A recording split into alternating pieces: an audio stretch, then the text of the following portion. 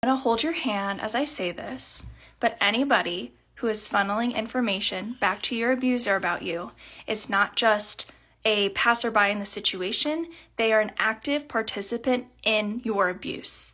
This is something called enabling. It's also called triangulation. And regardless of whether or not that person is also being abused by your abuser, like I said in the previous video, this is them siding with your abuser. They are picking their sides because it is easier for them to stay quiet so that they don't have to deal with such blatant abuse from the abuser as well, because if they speak up too, that means they are going to become a target because they're now a truth teller, which is why they're benefiting from the dysfunction and benefiting from staying quiet.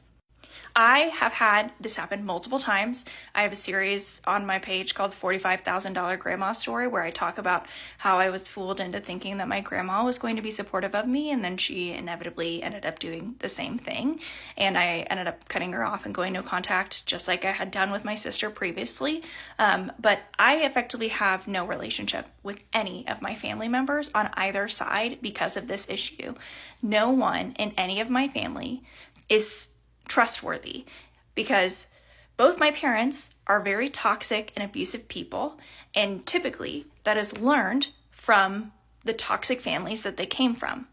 And so none of those family members are healthy, healed, like not heavily traumatized adults at this point. They all also grew up in dysfunctional families, and their parents are dysfunctional as well and abusive. And so it's not worth it at this point for me to try anymore. Every time I've tried with a family member on either side, this has happened because it's the generational cycle of trauma. And part of being a cycle breaker, at least for me, has been just accepting that those people aren't my family anymore.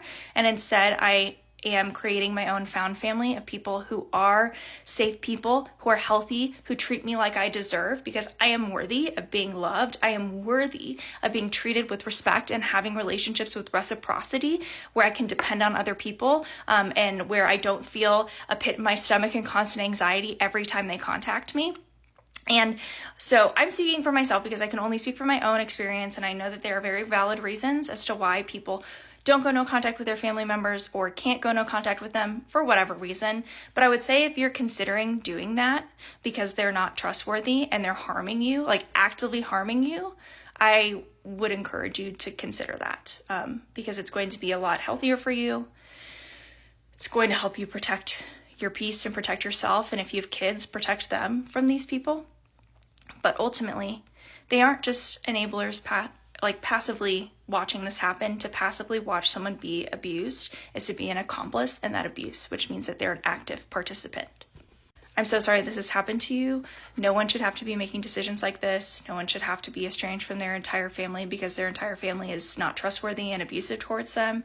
But unfortunately, that's where we are. And I hope that you were able to do what you need to start to heal and build a healthier and happier life for yourself, one where you have peace and are not constantly being subjected to this behavior, because it's not okay.